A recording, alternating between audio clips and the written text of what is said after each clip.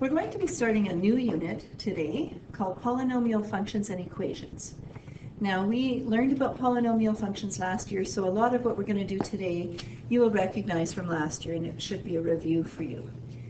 We're going to go a little further in this unit, though, this year, because we're going to learn to use long division and a process called synthetic division to divide polynomial expressions by binomials.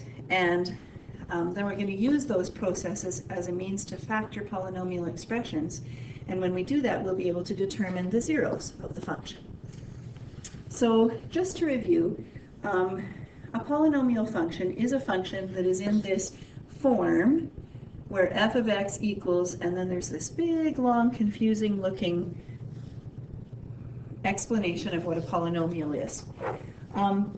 Let's break it down and make it a little bit simpler to understand. First of all, the term polynomial. Poly means many, and nomial means terms. So a polynomial is just an expression that is made up of many terms. Let's make a list over on this side of our page of what qualities a polynomial has. Polynomials have three things.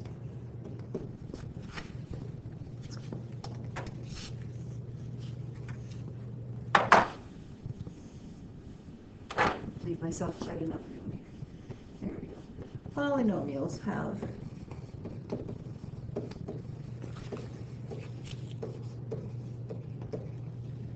constants. That's a term that stands all by itself and is not attached to a variable. They also have variables.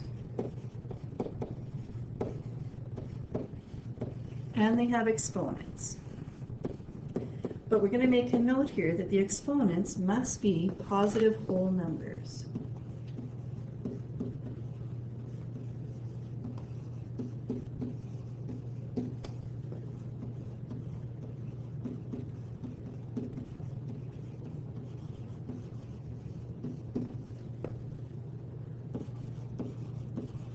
So for example, 0, 1, 2, 3.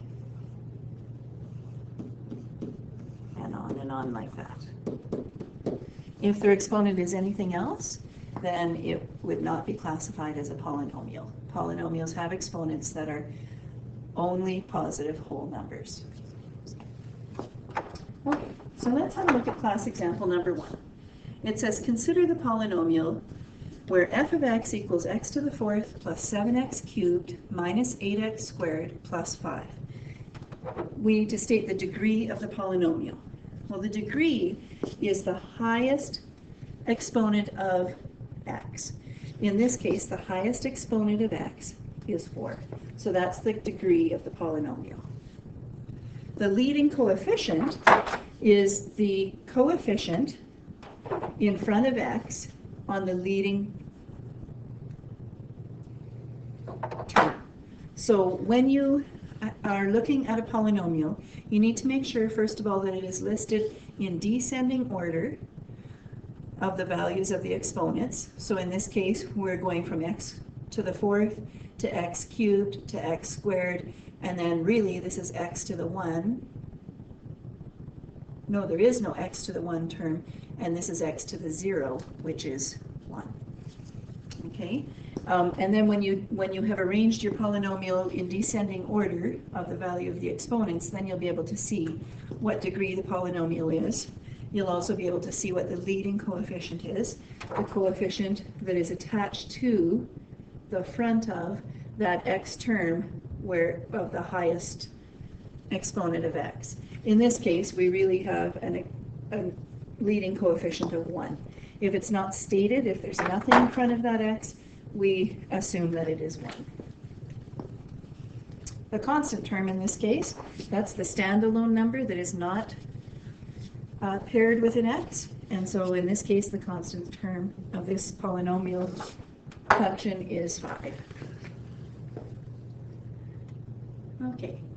There are a couple things that we need to remember. If, in fact, what we wrote here is true, that exponents must be positive whole numbers, then it stands to reason that expressions that contain roots of variables. That means like if you're trying to take the square root of an x term, for instance, or negative or fractional powers. Okay, so if you have an x and it's to a negative number, or an x to a fraction, then that is not a polynomial. Or if you have any coefficient that is non-real. And when we say non-real, we need to understand what real numbers are. Okay, so let's just make a note down here. Real means, or real numbers, I guess maybe we'll say, real numbers represent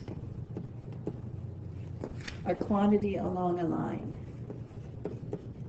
like on a number line or on an axis of a graph. So it represents a quantity along a line.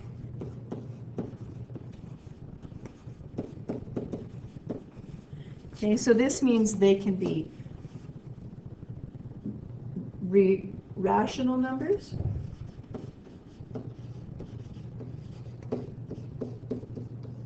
so that means like fractions,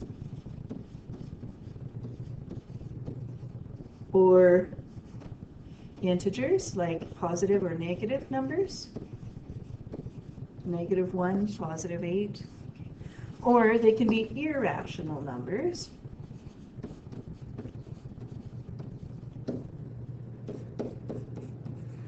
and that means like the square root of a number. That's an irrational number. Okay, so that being said, let's have a look at class example number 2. It says, state whether or not the following are polynomial functions, and if they're not, we need to explain why they're not.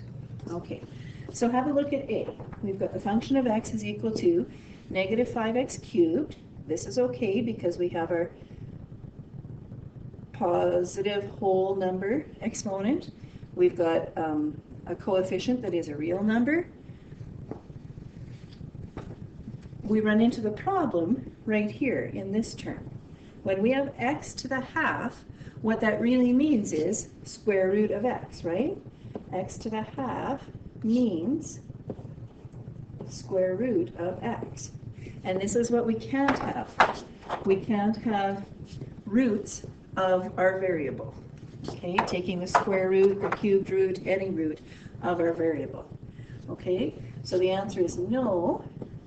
This whole expression here then would not be considered a polynomial because we're taking the square root of our x term, and we can't do that. Okay, let's have a look at B.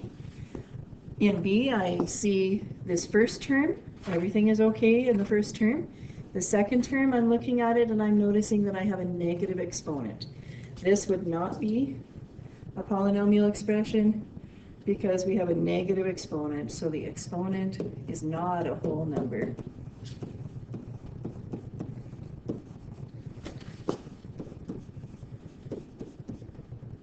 Or not a positive whole number, not a whole number, because x to the -1 is really 1 over x, right? That's not a whole number. Okay, looking at C.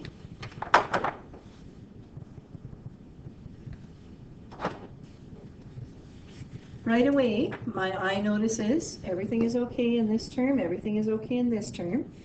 I see a radical sign here, but it's only the 17 that's under the radical sign. My x is not, so that's okay. I can have radicals in a polynomial as long as it's not my variable that's under the square root sign or the cubed root sign or whatever the root sign is.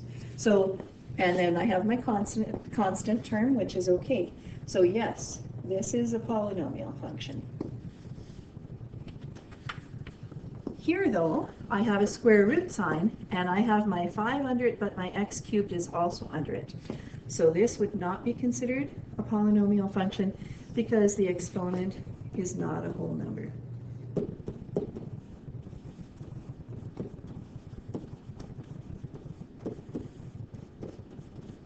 What I really have here in this term is 5x cubed, and that whole thing is taken to the power 1/2, which really is 5x to the 3/2, if you multiply that out. And that's why this is not a whole number.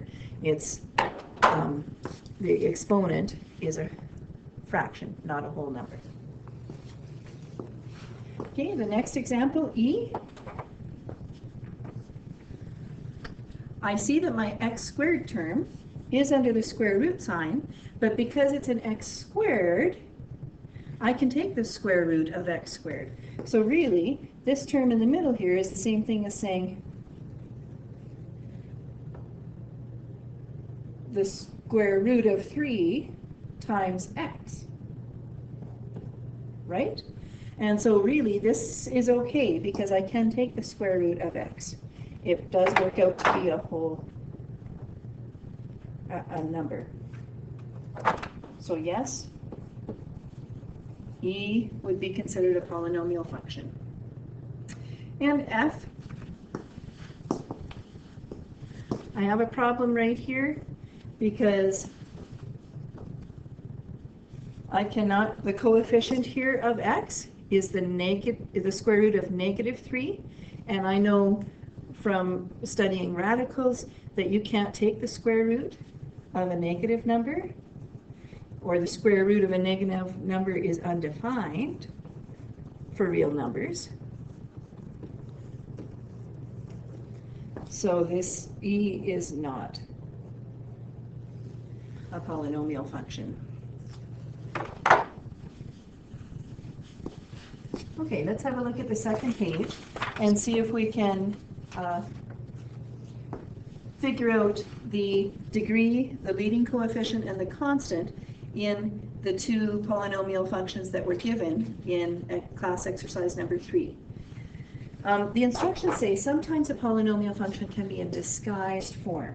And what that means is either they haven't written it so that the exponents are in descending order, so they try and trick you, like in this first example, by putting the x squared before the x cubed term, or else like in B, where we're going to have to do some multiplying these two factors before we can figure out what this expression actually looks like. Okay, so my advice to you is, when you can, always rewrite in descending order of the exponent.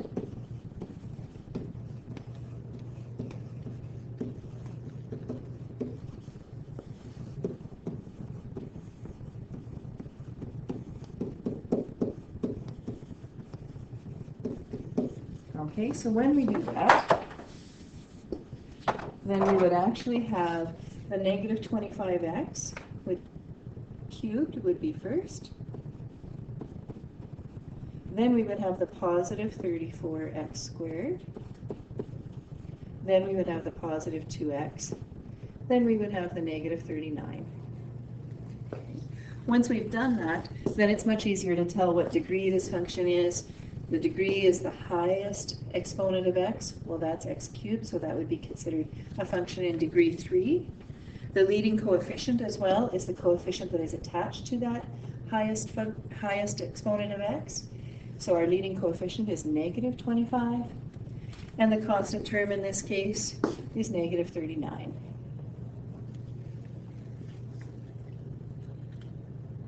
Now the second one, we're going to have to do some factoring. We're going to use FOIL to factor this function, because right now it's listed in its two factors. So 5x times 2x is 10x squared. 7 times 5x is 35x. 2x times -1 is -2x. And -1 times 7 is -7. Okay, collect my like terms.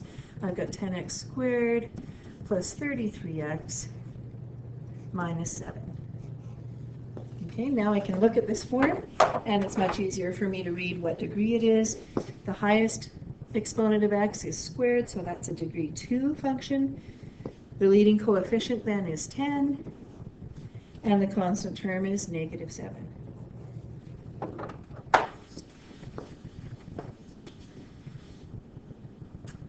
All right, class example number 4, they've asked us to determine the degree, the leading coefficient, and the constant term without expanding the factors. Now, this is not impossible to do because when I'm looking for the degree, I'm looking for the highest exponent of x. And so I need to look at what x terms are going to be multiplied together. Okay, so I'm going to actually be multiplying this x. I have to square this 3x minus 1 factor. And when I do that, I'm going to actually have x squared, because it'll be 3x times 3x, which is 9x squared, right? And I'm going to be multiplying it by this x squared, so that's x squared times another x squared, which in the end is going to give me x to the 4th, right? So the degree of this function, if I were to multiply this out, is degree 4. Now I do the same kind of a thing with the leading coefficients. I know that I would be multiplying this 2 by this 3, but this 3 is going to be squared, right? So I have 2 times 3 that's squared. And then I'm going to be multiplying that by 5. And if I multiply that, I've got 2 times 9 times 5. That's 18 times 5. That's 90. So I think my leading coefficient is going to be 90. And my constant term, I'm going to do the same thing. I'm going to see what standalone terms I'm going to be multiplying here. I have this negative 1, but again, I have to remember I'm multiplying it by this 2 out front. So I'm going to have 2 times that negative 1. Oh, but don't forget it's being squared. And then I'm multiplying it by this 1. And so I've got 2 times negative 1 squared is negative 1 times negative 1, which is positive 1. So 2 times 1 times 1 is 2. All right. Now I've made my best guesses, but then it says in number 2, verify your results by expanding and then simplifying the polynomial. Okay? So we're going to do that. We're going to actually multiply it out, and I'm going to show you how you would multiply a crazy looking set of factors like this. So first of all, let's just write down our original question, which was 2 times 3x minus 1 squared times 5x squared minus x plus 1. Okay. Now I know the first thing that I'm going to need to do is figure out what this 3x minus 1 squared is, because BEDMAS tells me first I'm going to deal with brackets, then exponents, and so I need to deal with this exponent before I can worry about multiplying the other things. So I'm going to leave this 2 alone. 3x minus 1 squared would be 3x minus 1 times 3x minus 1. Let's do that over here. 3x minus 1 times 3x minus 1. 3x times 3x is 9x squared, minus 3x is minus 6x, and then negative 1 times negative 1 is positive 1. Okay, so I've really got 2 times 9x squared minus 6x plus 1, and I'm multiplying that now times 5x squared minus x plus 1. Okay. I'm still going to leave this 2 till later, because right now I'm going to deal with my multiplying my numbers, my terms that are in the brackets. And this looks a little bit different than other factors that we have multiplied using FOIL. When we use FOIL, what we're doing in essence is multiplying every term in the first bracket with every term that's in the second bracket. And so you're going to do the same thing here. You're going to take, first of all, this 9x squared term, and you're going to multiply it by the 5x squared, and by the negative x, and by the 1. Okay? So 9x squared times 5x squared is 45x to the 4th. 9x squared times negative x is negative 9x cubed. 9x squared times positive 1 is positive 9x squared. Okay, now we're going to take the next term, which is this negative 6x, and we're going to multiply it by 5x squared, negative x, and 1. Okay? So negative 6x times 5x is negative, or times 5x squared, I mean, is negative 30x cubed. Negative 6x times negative x is positive 6x squared. And negative 6x times positive 1 is negative 6x. Okay. Now I have to do the same thing again. I'm going to multiply this 1 times the 5x squared, the negative x, and the positive 1. So really that is just plus 5x squared minus x plus 1. Whew. Boy, that is a long equation. But as long as you have taken one term at a time from the first bracket and multiply it by every term in the last bracket, and then you will know that you haven't missed anything. Okay? Now, probably the easiest thing to do at this point would be to collect like terms before you worry about multiplying anything by 2. So leave your 2 exactly as it is. We have 45x to the 4th, and no other x to the 4th, so that will stand alone.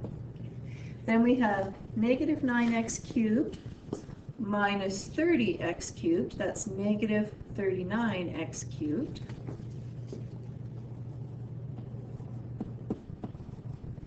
Then I have a positive 9x squared plus 6x squared plus 5x squared.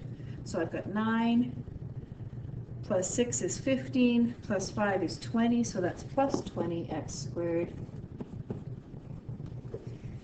And then I'm going to just add my x terms. I have a negative 6x minus x, that's negative 7x. And I only have one constant, and that's positive 1. Okay, now last thing to do is multiply every term in the bracket by this 2 out front. Okay, and when I do that, I have 90x to the 4th minus 78x squared plus 40, oops, that should be x cubed, shouldn't it? Sorry, it's an x cubed, plus 40x squared minus 14x plus 2.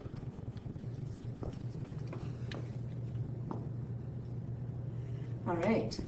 Now I can go back and verify my answers in the first part and see if I came up with the right leading coefficient, the right degree, the right constant. Let's see, I said my degree of this function would be degree 4, and that is the case. When I've multiplied it out, I can see that.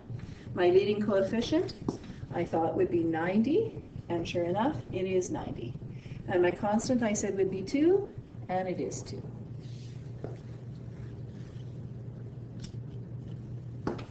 All right, let's try the second one. We've got something very similar in this one, except instead of factors that we're multiplying together, I have these first part, there are 2, well actually 3 factors here. 2 is being multiplied by 3x minus 1 times 3x minus 1. That's what 3x minus 1 squared means. But that's being added to this trinomial. Okay, so this is a whole other dynamic in this question. Okay, first of all, in this first part of the equation, when I square this 3x minus 1, I'm going to end up with 3x times 3x, which is going to give me 9x squared. So really, in this part, I will have an x squared term, right? And I will be adding that to this x squared term. So an x squared and an x squared is still something x squared. So the degree of this function is actually going to be 2x squared. Okay, the leading coefficient. Okay, well, the leading coefficient, I need to figure out if I take this 3x minus 1 and I'm just going to square that, this is going to be 9x squared, and I'm going to be multiplying that by 2, right? So I'm going to have 18x squared plus I'm going to be adding 5x squared, okay, which really is, so I have 18x squared plus 5x squared, which is going to be 23x squared. So that means my leading coefficient is going to be this part, 23. And then my constant at the end, well, let's go back to the original.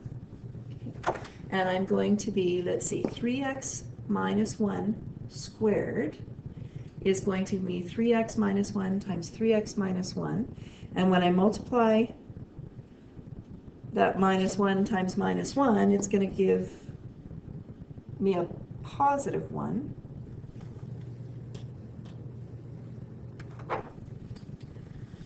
So really, my negative 1, I'm going to be squaring that, right? This part here. I'm going to be multiplying that by 2, and then I'm going to be adding 1. Okay, so my negative 1 squared, like I said, is positive 1. So I've got 2 times positive 1, which is 2, plus 1, which is 3. So I would expect that my degree of this function will be degree 2. The leading coefficient should be 23, and the constant should be 3. Okay, so let's do the work now and see if we can verify that answer. Okay, so just going back to our original question, we're going to have, I'm just going to kind of, well, maybe we'll erase this side just so I have a little more space to write. Okay, so going back to our original question, 2 times 3x minus 1 squared plus 5x squared minus x plus 1. Okay, so remember, first we're going to expand this 3x minus 1 squared, and when we did that before, it gave us 9x squared minus 6x plus 1. We don't have to FOIL that all over again because we did that here, and we can just take that amount that we figured out there, it's still the same. Okay, and then we're adding that to 5x squared minus x plus 1. And I can drop the brackets now because really I'm just adding these terms. Okay, now I'm going to multiply this 2 by every term in this bracket. So I've got 18x squared minus 12x plus 2 plus 5x squared minus x plus 1. Now I'm going to collect like terms, so I've got 18x squared and 5x squared, that's 23x squared. Then I've got a negative 12x minus x, negative 13x, and then I've got a 2 plus 1, which is 3. 23x squared minus 13x plus 3. Let's go back now and see if we were right. The degree, we said, of this function should be degree 2. And sure enough, yes it is. The leading coefficient, we said, should have been 23. And sure enough, it is. And we concluded that our constant should be 3, and it is. So we've checked it by verifying it. So you can see that you really don't need to go to all of the work of expanding it to find out what your degree, your leading coefficient, or your constant would be. You can take shortcuts to do that as long as you remember, for instance, that this is being squared and then multiplied by 2 and then added to this term, then you can do the same thing and save yourself a little bit of time. All right, class example number 5 says consider the polynomial function where the function of x is equal to 7. P of x is equal to 7. Explain why the polynomial function p of x equals 7 has a degree of 0. Okay, well, p of x equals 7 can actually be written as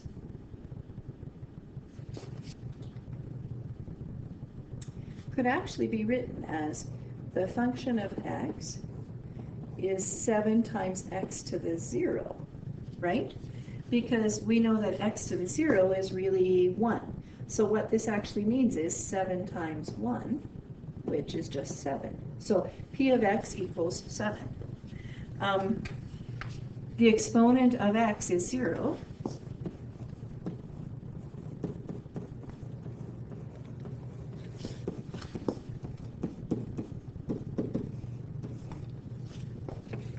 So the degree of the polynomial is 0.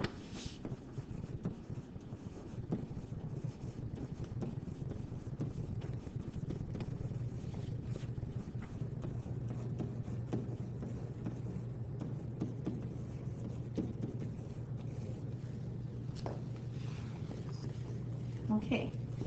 B says, why is this type of function called a constant function? Highlight this term. This is a term that you're going to see coming up often. So in other words, why are we calling p of x equals 7?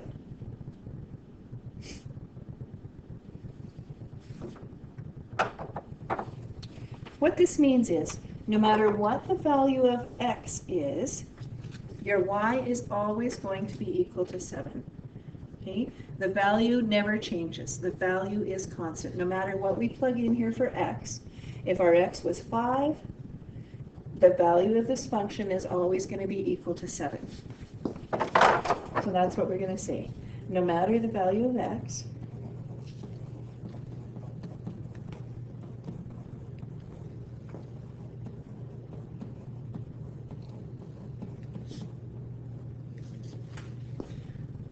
the function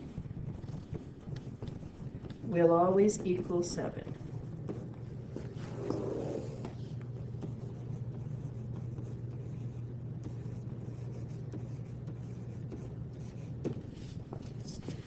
So, in other words, the value of p of x is constant. It doesn't change. If you were going to graph this function, this means no matter what your value of x is, your y is always going to be 7. Okay, so this would give you a straight horizontal line like this at where when x is 0, y is 7. When x is 1, y is still 7.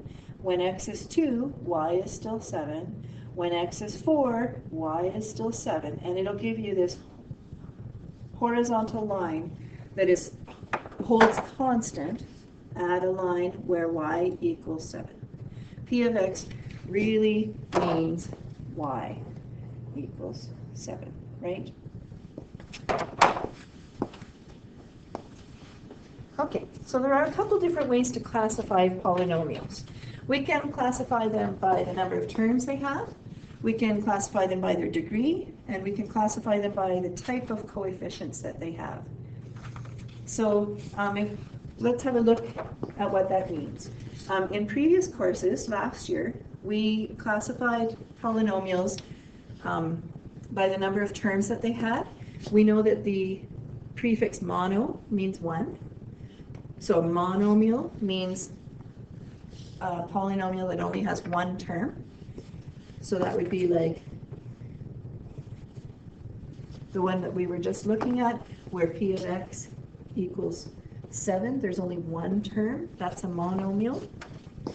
A binomial would have 2 terms. Bi means 2. Trinomial would have 3 terms. Polynomials that have 4 or more terms are not usually given a classification other than just being called they're a polynomial, many terms.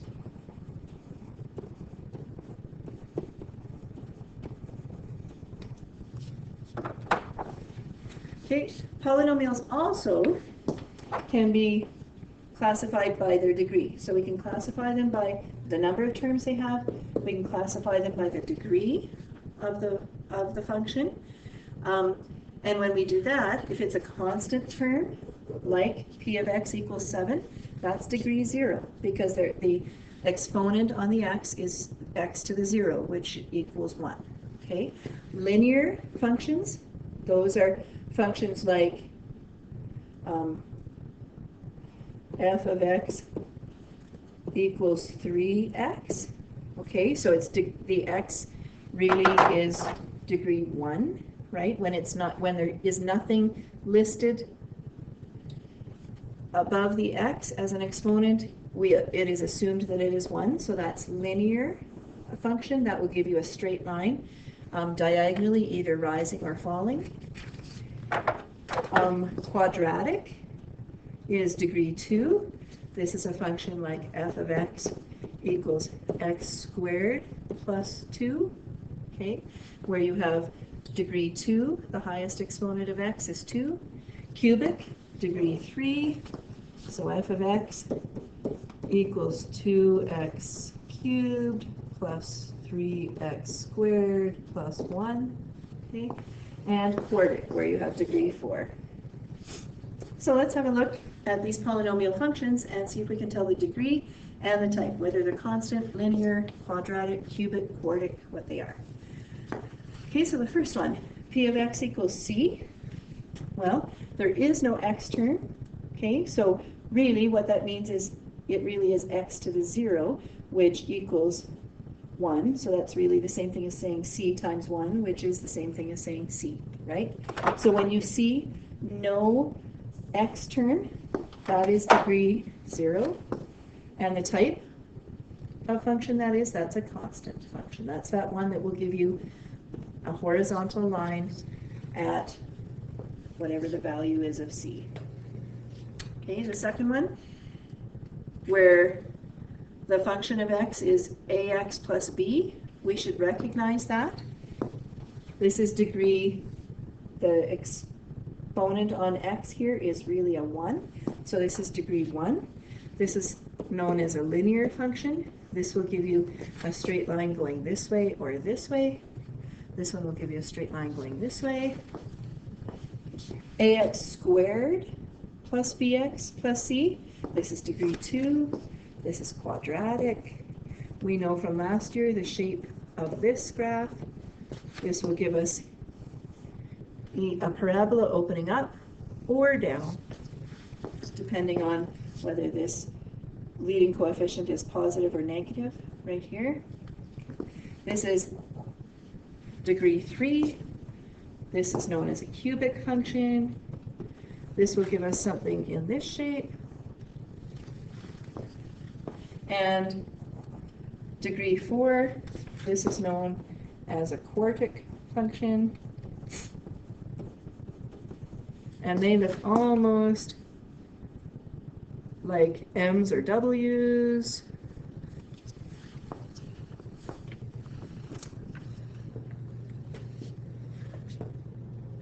All right. We're going to skip B. It just says to research the names for polynomials of degrees 5 through 10. We don't really need to worry about that. We are responsible for polynomial functions up to the 4th degree. Okay. So there is also another way to classify polynomials, and that's by the type of coefficient. So this means whether we're dealing with coefficients of x, this is really a 1, right? Coefficients of x that are integers, they're called integral polynomial functions. Coefficients are integers.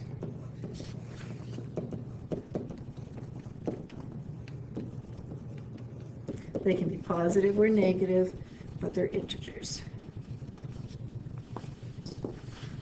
Okay, and the second one, I have some coefficients of x that are integers, but I do have one here that is different, and this coefficient of x squared is actually a rational number. Rational, remember, that means fraction. Okay, and as long as there is one coefficient that is a rational number, then that whole polynomial function would be classified as a rational polynomial function. Okay, so we have a rational coefficient.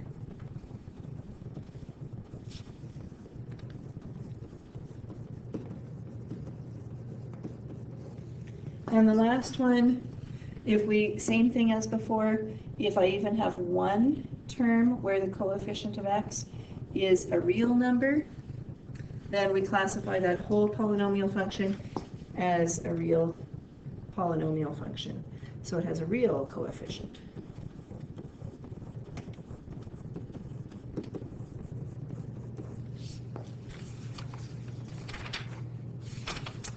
All right, we're almost done. We have 2 more examples to go through. Class example number 7 says in each case we're supposed to write a polynomial function in the form p of x that satisfies the following conditions. The first one needs to be a trinomial. Now what does trinomial mean again? 3 terms. It has to be quartic. Quartic means it's going to have degree 4. So it's going to have an x to the 4th is going to be the highest exponent of x. An integral, right, an integer coefficients, right? Now I can write any example I want to, as long as it has 3 terms. It has an x to the 4th as the highest power of x, and it has to have integer coefficients. Okay, so for example, this would work then. P of x equals x to the 4th plus 2x squared minus 9. Okay, because I've got 3 terms, 1, 2, 3. I've got x to the 4th is my highest coefficient of x. I'm sorry, my highest exponent of x. And I do have integer coefficients. Okay, let's try the second one. Binomial. Bi means 2 terms. It's linear. That means that it will be x, oops, just x. And it's real, which means that it will have coefficient of x that would be under the radical sign. And it only needs to have one of those in it somewhere. Okay. So an example of that would be, I could write p of x equals root 3 x, don't put that x under the root sign, but root 3 times x plus 7. Okay, so I've got 2 terms. This is my first term. I have my x term. It is linear because it's degree 1. And I do have a real coefficient of x. Square root 3 is my coefficient of x. Okay. Okay, the third one. I need to have a monomial. This means I'm going to have 1 term. It's going to be quadratic, which means it's degree 2. And it has to be rational, which means one of my coefficients has to be a fraction. So I could write something like p of x equals, I need 1 term, and that 1 term has to have a coefficient that is a fraction. So it could be like half x, and my x has to be quadratic, so it has to be squared.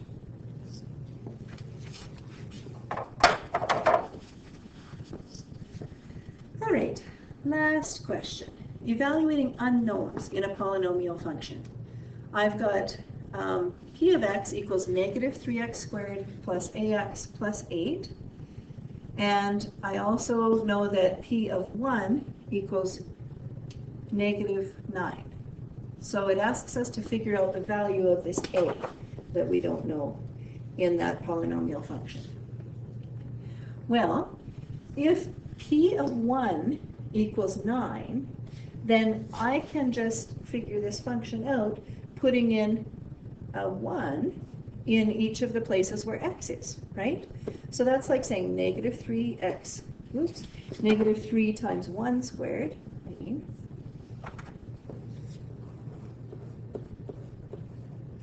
plus a, I still don't know, but my x is 1, plus 8. Okay. But what I also know is that my P of 1 has to equal 9.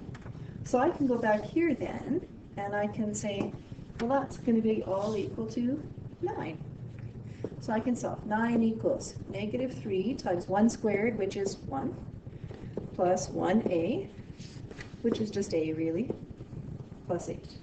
So 9 equals negative 3 plus a plus 8.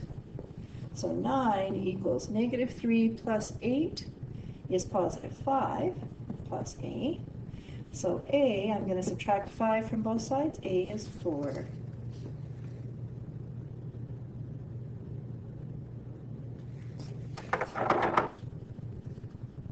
Except that I just noticed a big mistake that I made right back here. This is all equal to negative 9.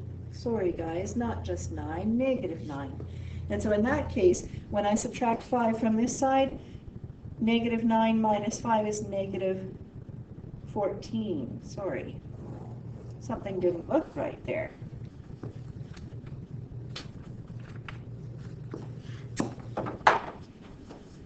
Okay. The last question is a system of equations.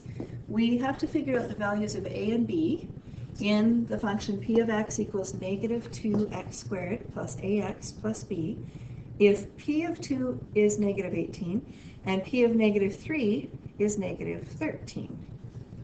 Okay, so first I'm going to take this first p of 2 and I'm going to plug that into this equation here.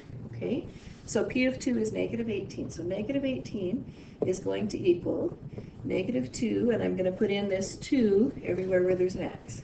2 squared plus a times 2 plus b.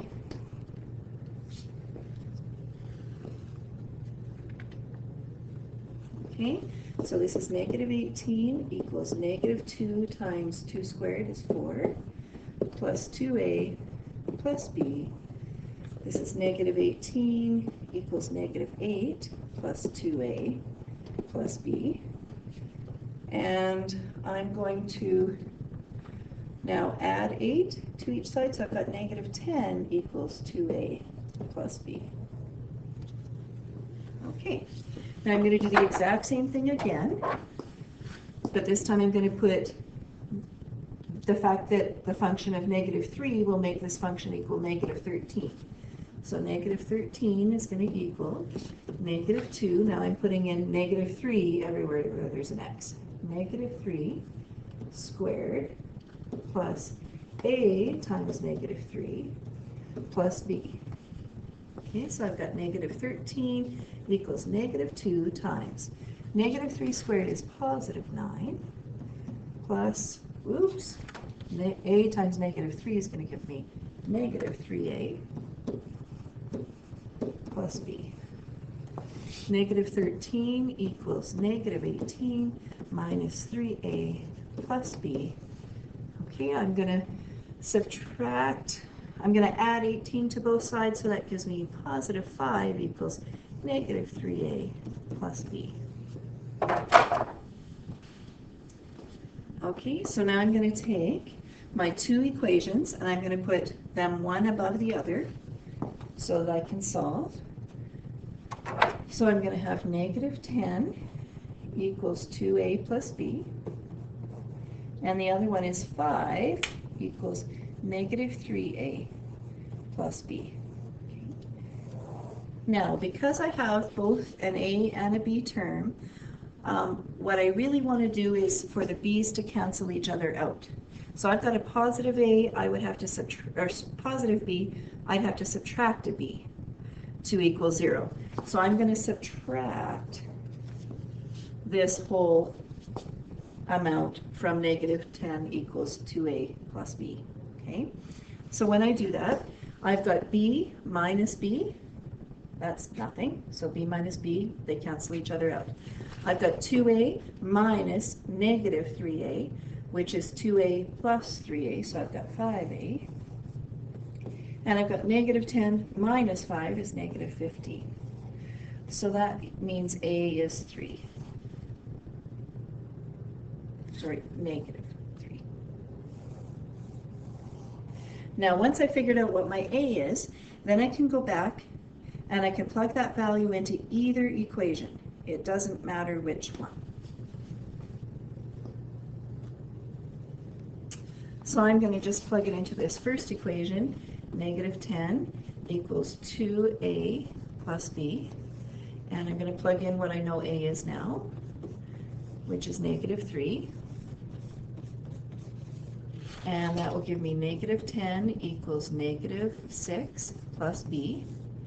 B is going to equal negative 6, so add 6 to both sides, negative 4.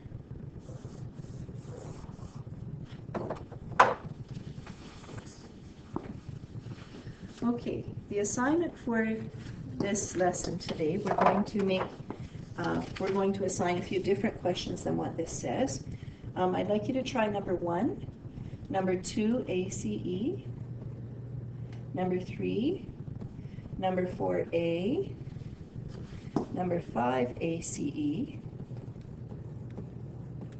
and then number 7 to 14, so that you get the practice that you need to feel really confident with these.